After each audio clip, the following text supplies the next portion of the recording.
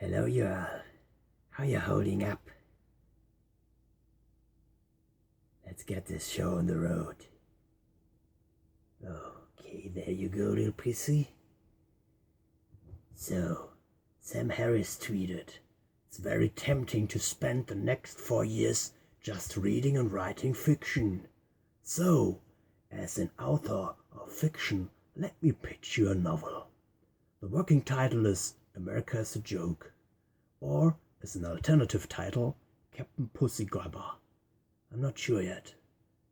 I probably call it Two Evils, though. So, first, I assume for my fictitious world that there's an establishment.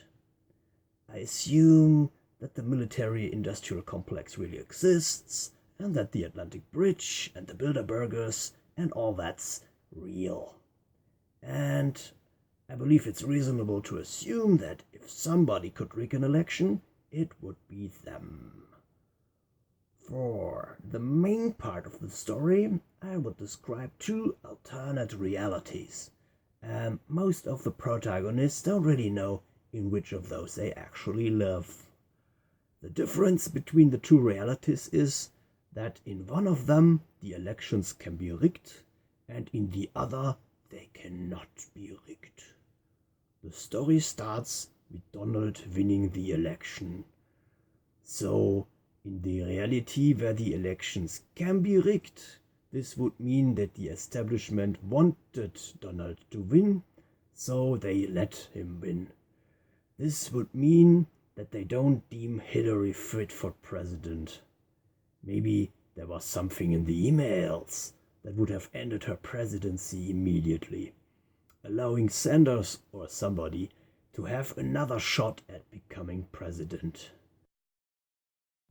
And the establishment doesn't want that to happen, so, as a last resort, at least in my story, they put Donald in power, hoping that they will be able to control him.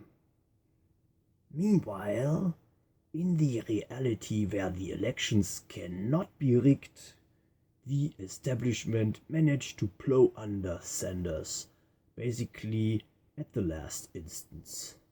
And then, in order to push their favorite sock puppet Hillary into power, they helped Donald ousting his rivals out of the race, so they could present him as a scarecrow, as an unvotable president. But the public called their bluff, and now they are screwed themselves. And again they will then try to control him. So, in the novel, after these two realities have been established, turn back the clock by 8 years. Freshly elected President Obama's office. He gets a visit from an uninvited guest, basically telling him that he can do some of the things he promised during his race for president, but many other things have to remain untouched if he values the lives of his family, basically leaving him broken and in tears. No, fast forward again to the present. Donald in his presidential office. The same guest arrives and tells him what to do and what not to do. And Donald says, A, screw you, I'm the boss now. Or B, sure, hand me over the money and I'll sell out the American people without a whim. What do you think he will say? You can vote now in the comments section below. Or maybe you think this is an unrealistic story. In that case, please also let me know. It is fiction, but I want it to be as accurate as possible. And no, I don't really plan to write this novel, unless of course you all want me to. So, if you like the idea, you know where to find the thumbs up button. And in case you're wondering whether or not I really love Donald, yes, I do. It's just this Donald here. The other one is a horrible human being. So, see you later and LOL, love my Donald.